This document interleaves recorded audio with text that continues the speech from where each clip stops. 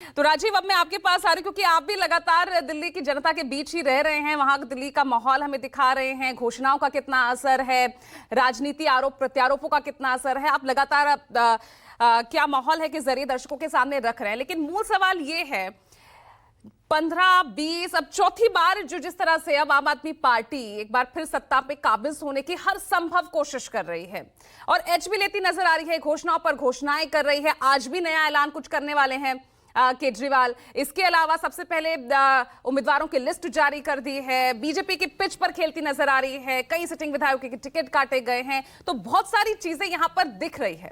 लेकिन बीजेपी के लिए, कांग्रेस के लिए ये चुनाव 2024 का इस वक्त कितना मुश्किल दिख रहा है, खास तौर से जब बीजेपी इस बार भी कोई सीएम फेस उतारने की तैयारी में नहीं दिख रही है। तो कैसे आप देख रहे हैं इस बार के चुनाव को? देखिए, पूरे देश में दो नेता, दो राज्य ऐसे हैं जहां भारतीय जनता पार्टी को तगड़ी टक्कर देते रहे और चुनाव में भी शिकस्त देते रहे।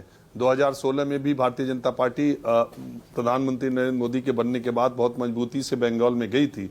16 और 21 में ममता बनर्जी ने बीजेपी को वहां हराने का काम किया। प्रधानमंत्री बनने के बाद 15 और 20 में अरविंद केजरीवाल ने बीजेपी को हराने का काम किया। अब 24 में तीसरी लड़ाई, 25 में तीसरी लड़ाई है और 26 में ममता बनर्जी से तीसरी लड़ाई बीजेपी की होगी। और इस बार पहले बार की तरह, देखिए 2013 में जब दिल्ली में चुनाव हुआ था तब की बात कोई सोच भी नहीं सकता था कि 28 सीटें आम आदमी पार्टी को मिलेगी। लेकिन जब 2015 का चुनाव हुआ तो अरविंद केजरीवाल आम आदमी पार्टी की तरफ से मुख्यमंत्री का चेहरा थे और बिना भारतीय जनता पार्टी के किसी ऐलान के, किसी चीज के, मुझे अच्छी तरह याद है और सारे लोगों को याद होगा कि 15 के चुनाव में दिल्ली के ऑटोज पर जितने ऑटो वाले थे, उन्होंने एक तरफ केजरीवाल का पोस्टर लगाया और दूसरी तरफ जगदीश मुखी जी का, जो कि बीजेपी के एक कद्दावर नेता थे, वरिष्ठ नेता थे, उनका एक खास मुद्रा वाला उन्होंने एक पोस्टर बनवाया और आम आदमी पार्टी की तरफ से ही रहा होगा और उन्होंने पूरे दिल्ली के ज्यादातर ऑटो वालों पर वो चिपका दिया कि ये बनामी है। अपने से ही उन्होंने एक कैंडिडेट बना दिया। बीजेपी ने कभी कोई ऐलान नहीं किया। ठीक इसी तरह 2020 में जब चुनाव हुआ तो मनोज तिवारी प्रदेश अध्यक्ष थे और आपको याद होगा एमसीडी के चुनाव हुए थे, बीजेपी फिर जीत गई थी और प्रदेश अध्यक्ष थे, तो माना ये जा रहा था मनोज तिवारी बहुत एग्रेशन के साथ। अरविंद केजरीवाल ने बिना बीजेपी के ऐलान के ही उन्हीं को अपने सामने रख करके और रिंकिया के पापा और तमाम चीजें कह के उनके गानों को वायरल करके, आपको सोशल मीडिया में आम आदमी पार्टी की महारत आपको पता ही है। तो इसके बाद उन्होंने अपने, तो अरविंद केजरीवाल बिल्कुल उसी अस्त्र का इस्तेमाल करते हैं दिल्ली के लेवल पर जो राष्ट्रीय स्तर पर भारतीय जनता पार्टी करती है।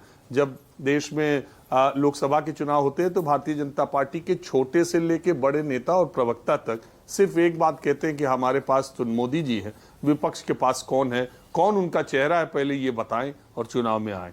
ठीक इसी तरह वही अस्त्र का इस्तेमाल दिल्ली में अरविंद केजरीवाल करते हैं और उन्हें पता है कि भारतीय जनता पार्टी, और मैं आपको इंटरेस्टिंग बात ये भी बता दूं, 2015 के चुनाव में जब भारतीय जनता पार्टी ने किरण बेदी को अपना चेहरा बनाया तो थोड़े देर के लिए अरविंद केजरीवाल सख्ते में आ गए थे, क्योंकि ईमानदारी और इंटीग्रिटी, डिग्निटी, ये सारे मामलों में अरविंद केजरीवाल से किरण बेदी कहीं 19 नहीं थी और इसलिए, और महिला भी थी और दिल्ली में इतनी दिनों तक पोस्टिंग थी।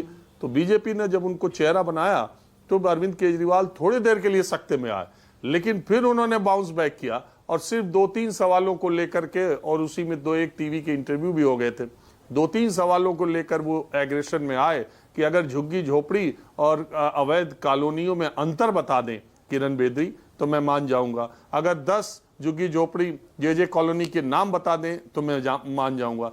तो वो इस तरह की बात करने लगे और उसी वर्ग में, चूंकि झुग्गी झोपड़ी में और उस वर्ग में अरविंद केजरीवाल ने शुरू से बहुत ज्यादा काम किया हुआ है, तो उसको उन्होंने अस्त्र बनाया। लेकिन अब इस चुनाव में मामला अलग है। अब अरविंद केजरीवाल को दिल्ली और देश ने देख लिया है कि उनके 10 साल का शासन क्या था, उनका आरोप, उनके ऊपर आरोप क्या क्या लगे हैं। देश के तमाम राजनेताओं पे जिस तरह के आरोप है वैसे अब अरविंद केजरीवाल पर भी आरोप है। 10 साल में फ्री बिजली, पानी, बस, उनका काम भी देख लिया, स्कूल अस्पताल भी दिल्ली ने देखा है, उनके ऊपर आरोप भी देखा है। तो आप 10 साल के बाद जब वो चुनाव लड़ रहे हैं तो तब भी उनके पास एक मजबूत पक्ष यही है कि दिल्ली में अभी तक जितने दिल्ली के नेता हैं या चेहरे दिखाई देते हैं, अरविंद केजरीवाल के बराबर कौन चेहरा खड़ा होगा, ये बड़ा सवाल है। और मुझे लगता है कि बीजेपी किसी चेहरे के साथ जाने की गलती भी नहीं करेगी। जब आपको ये पता होता है कि चेहरा चेहरे को टक्कर नहीं दे पाएगा, तब आप चेहरे की बात नहीं करते। जैसे राष्ट्रीय स्तर पर विपक्ष नहीं करता है, मुझे लगता है बीजेपी भी दिल्ली के स्तर पर ये काम नहीं करेगी। ठीक है राजीव, आप लगातार बने रहिए।